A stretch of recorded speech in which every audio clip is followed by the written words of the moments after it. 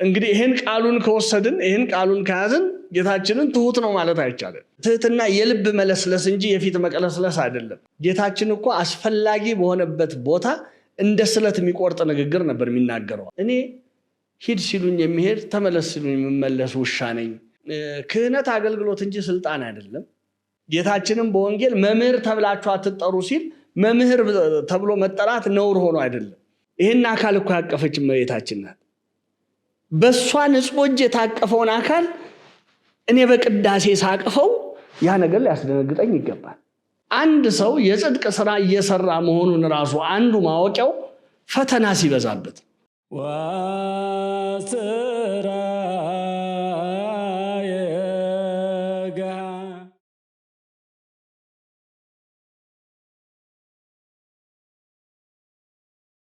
አምላካችን ኢየሱስ ክርስቶስ ጌታ አምላክን አትፈታተነው ብሎ ይህንን መልስ ሰጠው። አባቶቻችን ምን ይላሉ?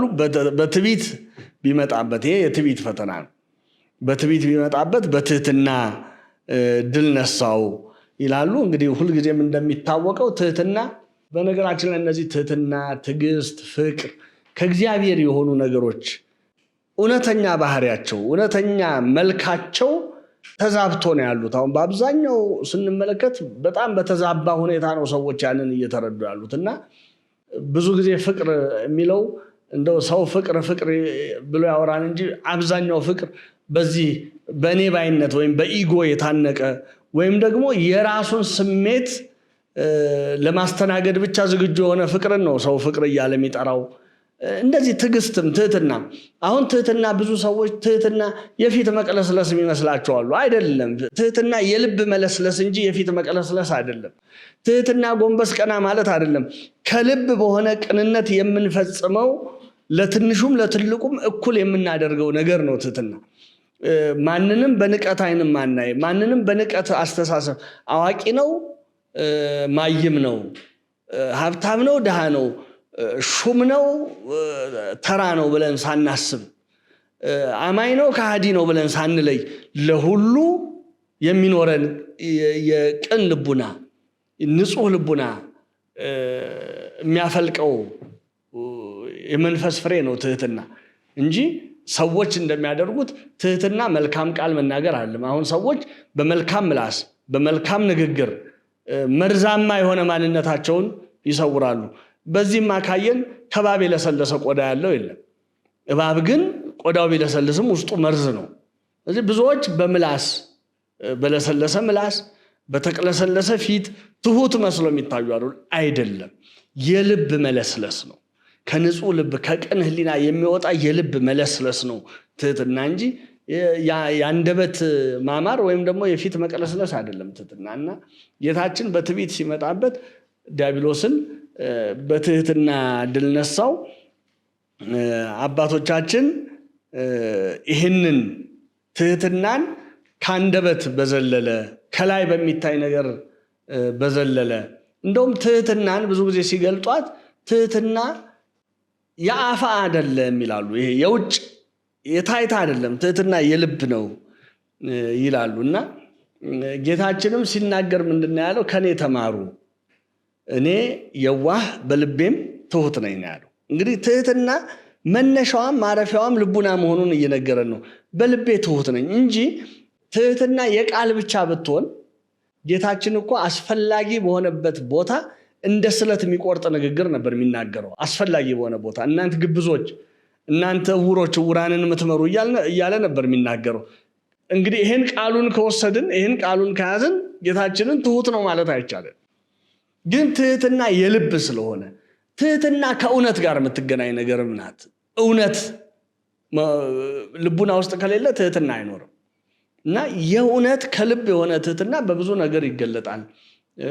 ስለ ትህትና ሲታሰብ በጣም ከሚደንቁኝ ታሪኮች አንዱ በዚህ በቤተክርስቲያናችን ከሚታረኩ አንድ መናኝ ድንገት አንዲት ቤተክርስቲያን ይደርስና እዛ ቤተክርስቲያን ሲደርስ አገልግሎት ያደሩ ካህናት ቁርስ ሊቀምሱ ወደ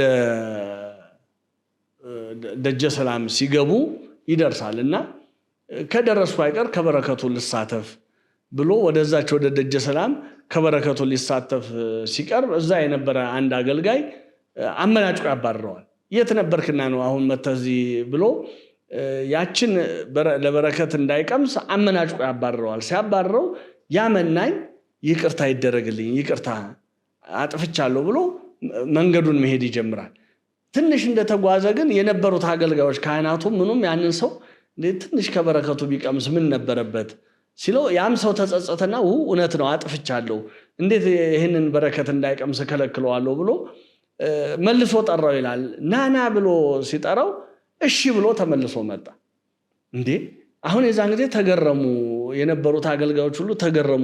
ቅድም ሂድ ብሎ ሲያመናጭቅህ እሺ ብለህ ሄድክ፣ አሁን ደግሞ ና ብሎ ሲጠራ ተመልሰህ መጣህ፣ ይሄ ነገር እንዴት ነው አሉት። እኔ ሂድ ሲሉኝ የሚሄድ ተመለስ ሲሉኝ የምመለስ ውሻ ነኝ። እንግዲህ ውሻን ባለቤቱ ሂድ ብሎ ሲያመናጭቀው አይተን እንደሆነ ያ ውሻ ጭራውን እያወዛወዘ ራቅ ይላል። ና ደግሞ ብሎ ቢጠራው አሁንም ጭራውን እያወዛወዘ ይመለሳል። ይሄ እንግዲህ መቼም ውሻን ሁል ጊዜ በክፉ ነገር እያነሳን ግን እውነት ለመናገር ውሻ ጋር ያለ ትህትና፣ ውሻ ጋር ያለ ታማኝነት፣ ውሻ ጋር ያለ ፍቅር እንማር ካልን ከተፈጥሮ በጣም እንማርበት። ውሻን ሂድ ብለን ስናመናጭቀው መተን እንኳን ስናባረው እንደዛው አብሶ አሳዳሪዎቹ ከሆንን ጭራውን እያወዛወዘ ነው ርቆ የሚሄደው። ከዛ ደግሞ ና ብለን ብንጠራው ወዲያውኑ በዛው ትህትናውና በዛው ልምጥምጥነቱ ፍቅሩ ሮጦ እኛ ጋር ይመጣል። የልብ ትህትና ሲሆን እንዲህ ነው። በቃ ሰውን ደርሶ ለመቀየም አይቸኩልም። ትሁት ልቡና ያለው በቃ በትንሹ ነገር ተናገሩኝ፣ ፊት ነሱኝ፣ የከበሬታ ቦታ አልሰጡኝም እንዲህ ብሎ አይቀየም። ሲጀመር እንደ አባቶቻችን ትምህርት የውድድር መንፈስ፣ የፉክክር መንፈስ ሰው ልቡና ውስጥ ካለ ትህትና የለም ይላሉ። ራስን ከሌላው ጋር ማነጻጸር፣ ራስን ከሌላው ጋር ማፎካከር፣ ራስን ከሌላው ጋር ማበላለጥ በየትኛውም በተግባር ዕለታችን በዚህ በዓለማዊ ኑሯችንም ሆነ በመንፈሳዊ አገልግሎታችን ራስን ከሌላው ጋር ማፎካከር፣ ማወዳደር፣ ማነጻጸር ካለ ክርስትና ትህትና የሚባለው ነገር በውስጣችን የለም ብለው ነው የሚያስቀምጡት። እና ደግሞ ለምንድን ነው በቤተ መቅደስ የሆነው ሲሉ በቤተ መቅደስ የሚኖሩ ካህናት ናቸው እና የካህናት ጾር ትዕቢት ነው ይላሉ አባቶች። ካህናት የሚፈተኑት በትዕቢት ነው። አእምሯችን ምጡቅ፣ ስልጣናችን ረቂቅ እያሉ ይታበያሉ። ይሄ ትዕቢት ይፈትናቸዋል። የመጻሕፍትን ምስጢራት ሰው ከሚያውቀው በተለየ ስለሚያውቁ ስለተማሩ አእምሯችን ምጡቅ ነው ብለው ያስባሉ። ስልጣናቸው ደግሞ በሚያምነውም በማያምነውም በምድርም በሰማይም የሚሰራ ስለሆነ ስልጣናችን ደግሞ ከእግዚአብሔር የተቀበልነው ረቂቅ ስልጣን ነው፣ ታላቅ ስልጣን ነው ብሎ በዚህ ይታበያሉ። ዲያብሎስ ይህንን ተገን አድርጎ በትዕቢት ይፈትናቸዋል። በትህትና ድል ነሳላቸው። አሁን በቤተ መቅደስ ለካህናት በትህትና ድል ነሳላቸው እና ካህን አንዱ መገለጫው፣ አንዱ መታያው፣ የክህነት አንዱ ጌጥ መሆን ያለበት ትህትና። ትህትና የሌለው ካህን አገልግሎቱን ቢተው ይመረጣል። እውነት ለመናገር አገልግሎቱን ቢተው ይመረጣል እና የእግዚአብሔር አገልግሎት ከትዕቢት ጋር በምን ክፍል የለውም፣ ህብረት የለውም። እና ሰው ሲያገለግል፣ እግዚአብሔርን ሲያገለግል የበለጠ በወንጌል እንደተጠቀሰው ላደርግ የሚገባኝና ያደረጉት እኔ የማልጠቅም ባሪያ ነኝ እያለ በትህትና ሲጀመር ክህነት አገልግሎት እንጂ ስልጣን አይደለም፣ ኃላፊነት ነው እንጂ ሹመት አይደለም። ስለዚህ በቤተ እግዚአብሔር የስልጣን እርከን እንኳን ብንመጣ የአገልግሎት ደረጃ አይደለም ያልኩት። የአገልግሎት ኃላፊነት ካልን ከላይ ወደ ታች ነው የምንጠቅሰው። በቤተ ክርስቲያን ግን የበለጠው ክብር ሊሰጠው የሚገባው ማን ነው ብለን ካሰብን ምዕመናን ናቸው ክብር የሚሰጣቸው። እዚህ የአባ ኒፎን ታሪክ ላይ ራእየ ኒፎን ላይ የተጻፈውን አንድ ነገር ለማስታወስ ቅዱስ ኒፎን በቤተ ክርስቲያን አገልግሎ ሲወጣ እንግዲህ ጳጳስ ነው።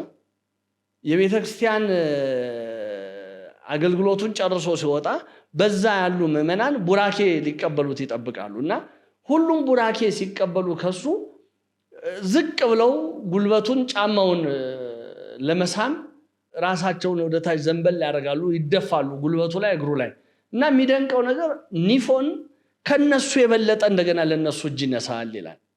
እነሱ ከሰገዱለት የበለጠ ይሰግድላቸዋል። እነሱ ካጎነበሱለት የበለጠ አጎንብሶ በትህትና እጅ ይነሳቸዋልና ደቀ መዝሙሩ አየና ለምንድነው አባቶ ያለው? እነሱ ላንተ ካሳዩት ክብር በላይ ነው አንተ የምታሳያቸው ለምንድነው አለው ሲለው እነሱ እኮ የንጉሱ ልጆች ናቸው። እነሱ የንጉሱ ልጆች ናቸው።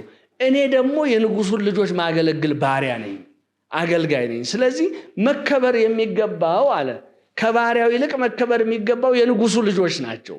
ስለዚህ እነሱ አልነበሩም እጅ ሊነሱኝ የሚገባው፣ እኔ ነኝ እጅ ልነሳቸው የሚገባው። ምን እያለ ነው? ካህንም ቢሆን ዲያቆንም ቢሆን ቄስም ቢሆን ጳጳስም ቢሆን ሊቀ ጳጳስም ቢሆን የበለጠ እጅ መንሳት ያለበት የበለጠ ማክበር ያለበት ምዕመናንን ነው። በቃ እነሱ የንጉሱ ልጆች ናቸው። እኛ ደግሞ የንጉሱን ልጆች እንድናገለግል በጊዜው ምግባቸውን እንድንሰጣቸው በጊዜው እንድንጠብቃቸው ሹሞን ነው የሄደው። እዛ ማቴዎስ 24 ላይ እንደሚለው በቤተሰቦቹ ላይ ሹሞ የሄደው አገልጋይ ታማኝ ባሪያ ማን ነው ብሎ የተናገረው ስለኛ ነው። ሲመጣ እነዛን ልጆቹን እንደ ንጉስ ልጆች ተንከባክበን የሚገባቸውን አድርገን ከጠበቅን ነው የኛ አገልግሎት በፊቱ ዋጋ የሚያሰጠን። ለዛ ደግሞ ቁልፏ ትህትና ናት። ወደዚህ አገልግሎት ወደ ክህነት አገልግሎት ለእግዚአብሔር ምዕመናን ፍቅር የሌለው ለእግዚአብሔር ልጆች ፍቅር የሌለው ትህትና የሌለው ወደዚህ አገልግሎት ባይገባ ነው የሚመረጠው። ክርስቶስ የአገልጋይነትን ኃላፊነት ሲሰጠን የመጀመሪያ የጠየቀን ነገር ትወደኛለህ ብሎ ነው የጠየቀን። ስምዖን ጴጥሮስ ትወደኛለህ ብሎ ነው የጠየቀው። አዎ እወድሃለሁ ሲለው በጎቼን ጠብቅ አለው። ድጋሚ ጠየቀው፣ ትወደኛለህ አለው። አዎ ጌታ ሆይ እወድሃለሁ፣ እንደወድህ አንተ ታውቃለህ ሲለው ጠቦቶቼን አሰማራ። የዮና ልጅ ስምዖን ሆይ ትወደኛለህን? ለሶስተኛ ጊዜ። የዛን ጊዜ ስምዖን ጴጥሮስ አንተ ሁሉን ታውቃለህ፣ እንደወድህም አንተ ታውቃለህ ሲለው አሁን ምን አለው? ግልገሎቼን ጠብቅ። አሁን ጾታ ምዕመናንን፣ አረጋውያንን፣ ወጣቶችን፣ ህፃናትን ጾታ ምዕመናንን አሳይቶ በእነዚህ በሶስት ደረጃ አምነው በስሜ የሚመጡትን እንድትጠብቅ ይህን ኃላፊነት ሰጥቻለሁ። ግን ይህን ኃላፊነቴን የምሰጥህን ኃላፊነት ከመቀበል በፊት አንድ ነገር እርግጠኛ ሆን፣ እኔን ትወደኛለህ። ይኸውላችሁ ይህን ኃላፊነት ከመቀበል በፊት እርግጠኛ መሆን ያለብህ እኔን ትወደኛለህ። ስለዚህ አንድ ሰው ክርስቶስን መውደድ ማለት ልጆቹን መውደድ ማለት ነው።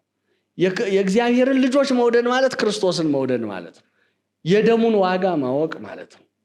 ይሄንን ያላወቀ አገልጋይ አገልግሎት ውስጥ መግባት የለበትም። ሁለተኛ ይሄን ዋና ታላቅ የሆነ ነገር ለማገልገል ትህትናን መሰረት ካላደረገ፣ ትህትናን ካልያዘ ማገልገል የለበትም። ስለዚህ በቤተ መቅደሱ በእውቀታችንም ቢሆን አሁን በእውቀታችን የምንመካለን ሊቀ ሊቃውንት እየተባልን እየተጠራን በድካም የተገኘ ስለሆነ ዝም ብሎ ከመንደር የተገኘ ሳይሆን በድካም የተገኘ ስለሆነ በዛ መልኩ ሊከበሩ አይገባቸውም እያልን አይደለም። እኛ ሌሎቻችን ልናከብር ይገባል እንጂ ያ ሰው ክብሩን ይገባኛል ብሎ መቀበል የለበትም ነው ዋናው ነገር። ጌታችንም በወንጌል መምህር ተብላችሁ አትጠሩ ሲል መምህር ተብሎ መጠራት ነውር ሆኖ አይደለም። መምህር ብለው ቢጠሯችሁም ራሳችሁን ግን ከነሱ እንዳንዱ አድርጋችሁ ቁጠሩ ነው። በቃ በትህትና ራሳችሁን ከነሱ እንዳንዱ አድርጋችሁ ቁጠሩ። ስታስተምሩ እኔ መምህር እነሱ ደቀ መዝሙር፣ እኔ አስተማሪ እነሱ ተማሪ ብላችሁ አታስቡ። ራሳችሁን ከነሱ እንዳንዱ አድርጋችሁ ቁጠሩ ለማለት ነው እንጂ ይሄንን ስያሜ መሰጠቱን ነውር አድርጎ ቆጥሮት አይደለም። እኔ ግን በውስጤ መምህር የሚለኝ ቢመጣ ሊቀ ሊቃውንት የሚለኝ ቢመጣ ምንም እንኳን ብዙ ዓመት ደክም ያገኘሁት ቢሆንም ያን ሲለኝ ራሴን በትህትና ዝቅ አድርጌ ከአንድ ምዕመን እኩል አድርጌ ነው ራሴን መቁጠር ያለብኝ። ለምን ቢሆንም ደግሞ ይሄ እውቀት ቢኖርም እኮ እውቀት ለመንግስተ ሰማያት አብቅቶ አያውቅም። መቼም ማወቅ ጎጂ ነው እያልን አይደለም። ቅዱስ ጳውሎስም ካላወቁ እንዴት ይድናሉ ብሏል። ግን እውቀት ብቻውን ለመንግስተ እግዚአብሔር አያበቃም። ከእውቀት ይልቅ ትህትና፣ ፍቅር፣ ትዕግስት እነዚህ ናቸው የመንፈስ ፍሬ ተብሎ የተጻፉት እንጂ ዕውቀት ተብሎ የመንፈስ ፍሬ ተብሎ አልተጻፈም። ዕውቀት ያድናል፣ ዕውቀት ያጠፋል። ዕውቀት እንዳያያዙ ነው። ዕውቀትን በትህትና ቢይዙት ለድህነት ይሆናል። ዕውቀትን በትዕቢት ከያዙት ለጥፋት ይሆናል። ስለዚህ ብዙዎቻችን አውቀናል ብለን በዕውቀታችን ምንመካለን። በዕውቀታችን ምንመካ ባወቅኩት ልክ ለምን የከበሬታ ወንበር አልተሰጠኝም ብለን በዕውቀታችን ምንመካለን። በዚህ በአገልግሎት ህይወት ውስጥ ስንኖር ግማሹ በድምፁ የሚመካል። ለዛውም ድምፅ ደግሞ ያለ ድካም የተሰጠ ነገር ነው፣ ዝም ብሎ ከእግዚአብሔር የተሰጠና በሚያቀርበው ዝማሬ ቅዳሴ ገብቶ ቅዳሴውን ራሱ ቅዳሴ ይሁን ሌላ ይሁን መለየት እስኪያቅተን ድረስ ዝም ብሎ ድምፁ አማረልኝ ብሎ እንትን ሲል የሚውል አለ፣ ዝም ብሎ ሲጮህ የሚውል። ይሄ ልክ አይደለም። በቃ ቅዳሴ ራሱ ከጥልቅ ህሊና፣ ከንጹህ ልቦና፣ ከበጎ ህሊና በእግዚአብሔር ፊት የምናቀርበው ልመና መሆኑን ማወቅ መረዳት አለብን። ዝም ብሎ ቅዳሴውን እንደ የራስን ድምፅ ማሳያ የራስን ዜማ ማሳያ አድርጎ ማቅረብ ይሄ በእግዚአብሔር ዘንድ መጽሐፈ ቅዳሴውም የሚናገረው ነው፣ እኔ አይደለም። መጽሐፈ ቅዳሴው የሚለው ነው። እነ ወይዛዝርት ገሊት እነ መኳንንት ገሌ መጥተዋል ብለህ አታከላላ ነው የሚለው። በቃ ይሄ ድምፅህን ለማሳመር ድምፅህን ለማስረቅረቅ አታድርግ። ህሊናህን ቅዳሴው ላይ አድርግ። ህሊናህን ቃሉ ላይ አድርግ። ህሊናህን የተሰየምክበት ነገር ላይ አድርግ። ስለነ መኳንንት ስለነ ወይዛዝርት አይደለም ማሰብ ያለብህ፣ ይሄ አይደለም። እና ብዙዎቻችን የተሰጠን ይሄ የድምፅ ጣዕም እግዚአብሔርን የሚያስደንቀው የሚመስለን ሰዎች አለን። እና ብዙ ጊዜ አንዱ በክርስትናችን የምንጎዳው በዚህ ነው። የምንጎዳው በጸሎታችን፣ በጾም ህይወታችን፣ በተጋድሎ ህይወታችን፣ በምስጋና ህይወታችን፣ በዚህ ሁሉ እግዚአብሔርን ለማስደነቅ ምንሞክራ እግዚአብሔርን ኢምፕረስ ማድረግ ምንሞክር ሰዎች አለን። እግዚአብሔር በምንም የሚደነቅ አምላክ አይደለም። እሱን የሚያደንቁት አምላክ እንጂ እግዚአብሔር ከተደነቀ በአንድ ነገር ይደነቃል፣ በንጹህ ልቡና ይደነቃል። እግዚአብሔር ከተደነቀ በንጹህ ልቡና ይደነቃል እንጂ ያንዳችን ድምፅ እኮ የፈለገውን ያህል ውበት ቢኖረው እኮ ያንዲትን ወፍ ያህል ጣዕም አይኖረውም።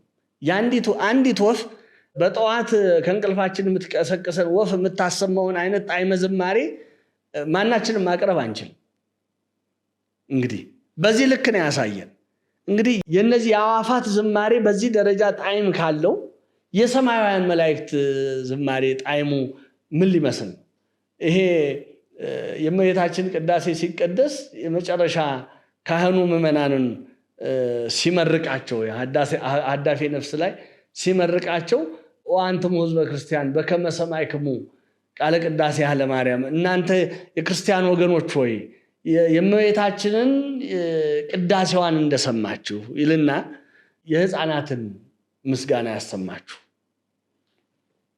ይልና ከጣዕሙ የተነሳ ይልቁንም ይላል ከጣዕሙ የተነሳ አጥንትን የሚያለመልም የመላእክትን ዝማሬ ያሰማችሁ ይላል።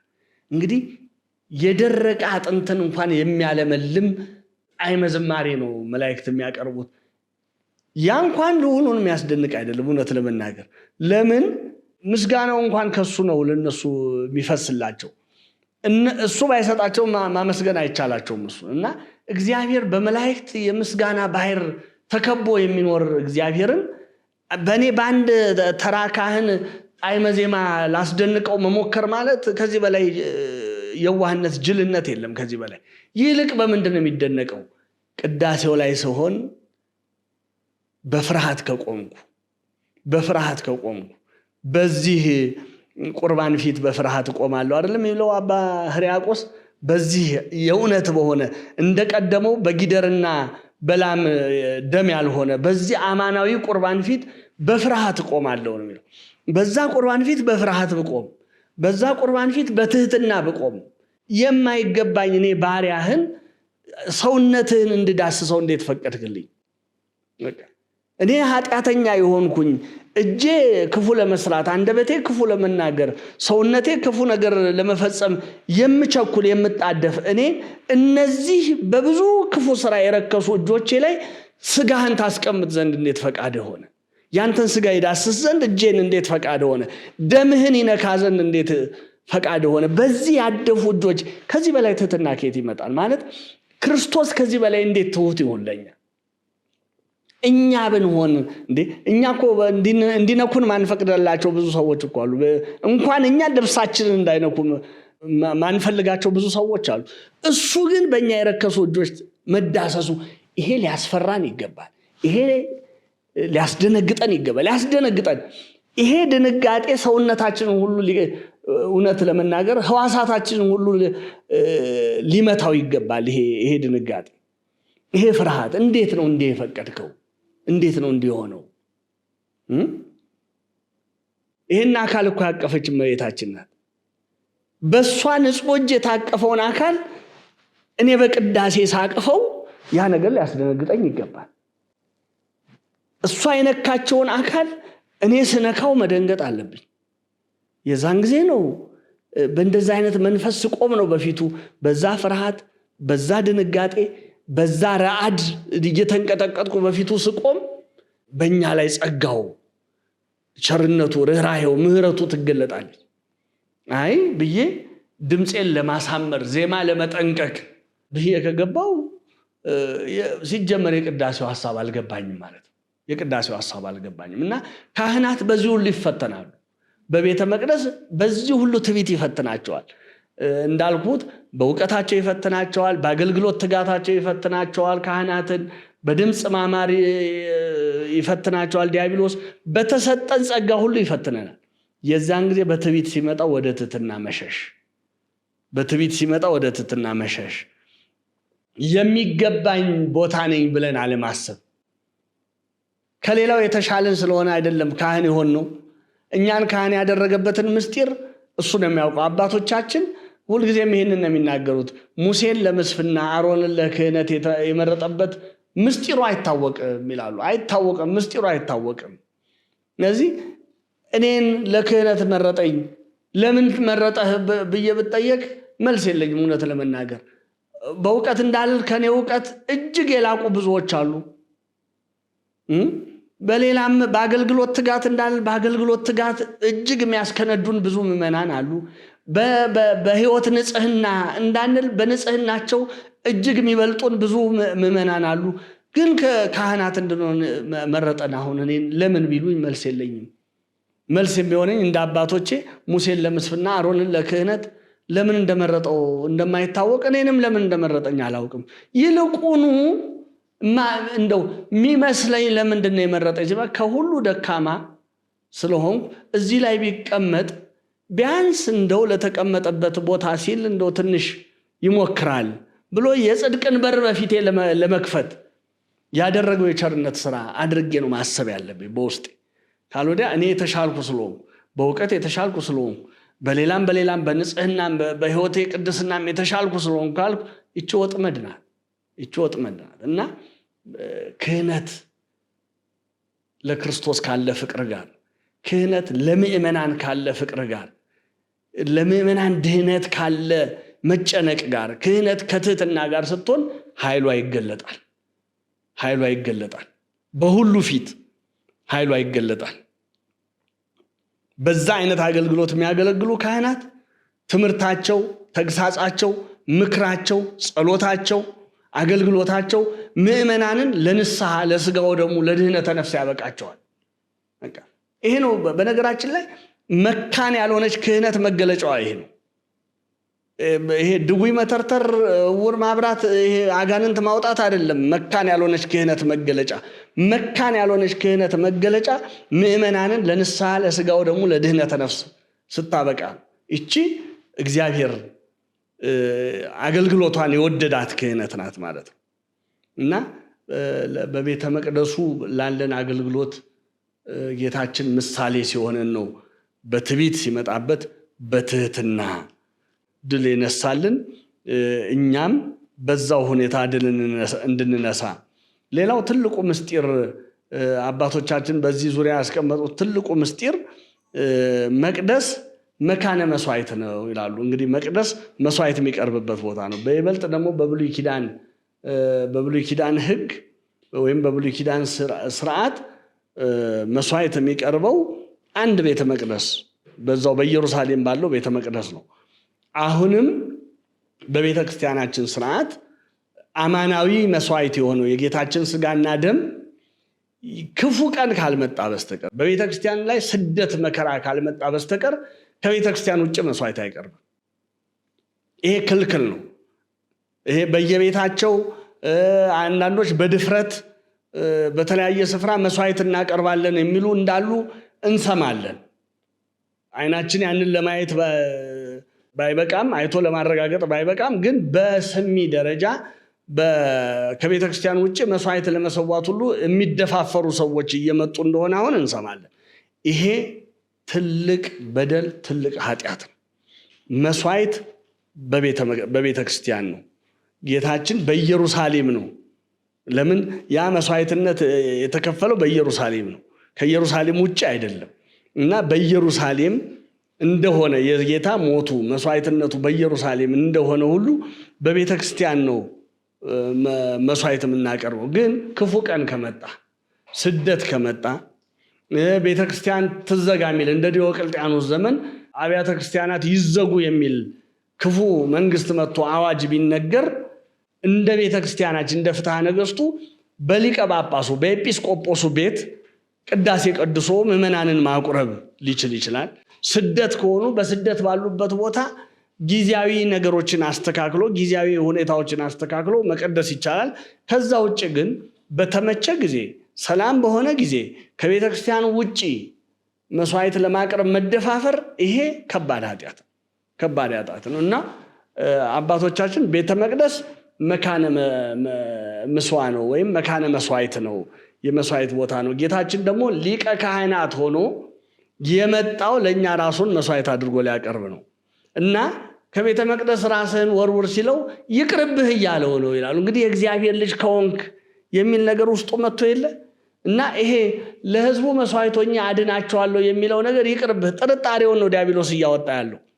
እንደው ይቅርብህ፣ ይህን ነገር ተወው፣ መላእክቱ ይጠብቁህ ያግዙህ፣ ከዚህ እቀበለዋለሁ ከምትለው መከራ ራሴን ለህዝቡ መስዋዕት አደርጋለሁ ብለህ ከምታስበው ነገር ይጠብቁህ ብሎ ይሄ ነገር አይሁንብህ፣ አይድረስብህ።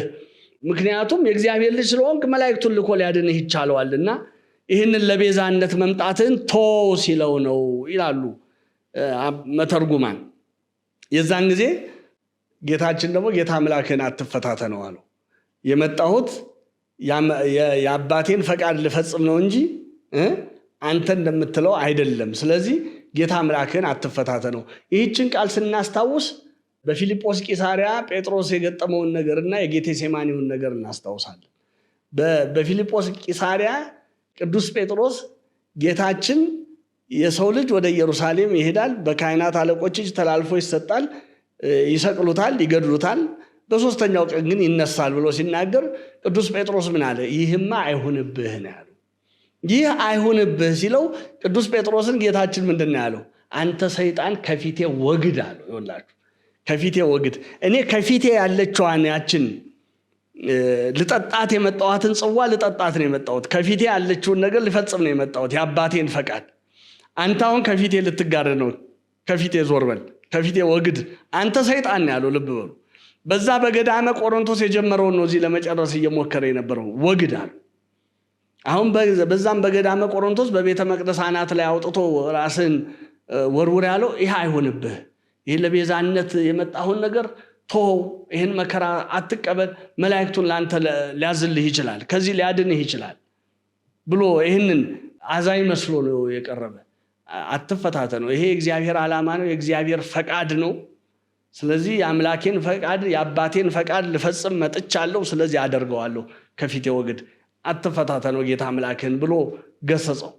በጌቴሴማኒም ስናይ ያንን ነው። ጌታችን ላቡ እንደ ደም ነጠብጣብ እስኪሆን ድረስ በዛ ይቃትት ነበር።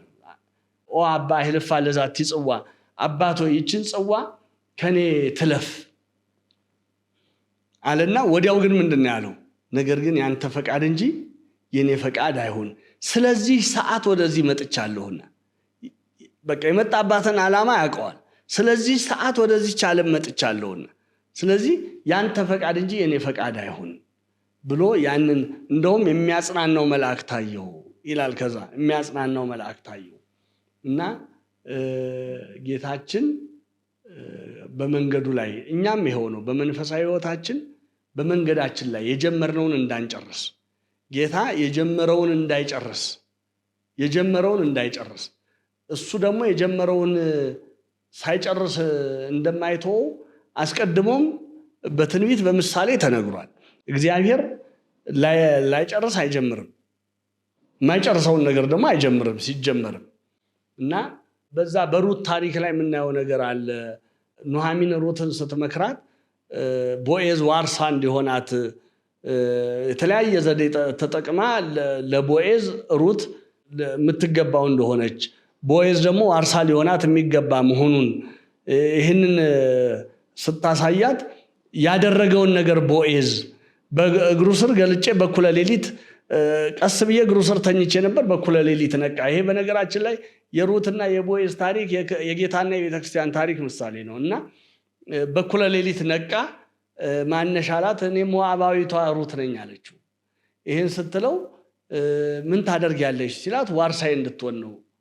ብዙ ባለጸጎች እያሉ ወደ እነሱ አልሄድሽም፣ ብዙ የታወቁ የተከበሩ እያሉ ወደ እነሱ አልሄድሽም። እኔን መምረጥሽ በጎ ሕሊና ያለሽ ሴት በመሆንሽ ነው። የኔ ልጅ እግዚአብሔር ይባርክሽ አላትና ገብስ ሰፍሮ ከሰጣት በኋላ እንግዲህ ከኔ የሚቀድም አለ፣ እሱ ዋርሳ ማይሆንሽ ከሆነ እኔ ሆንሻለሁ፣ እኔ ዋጅሻለሁ ብሎ ይሄንን ቃል ገብቶላት ላካት። ለኑኃሚን ሄዳ ስትነግራት ኑኃሚን የተናገረችው ቃል የሚደንቅ ነው።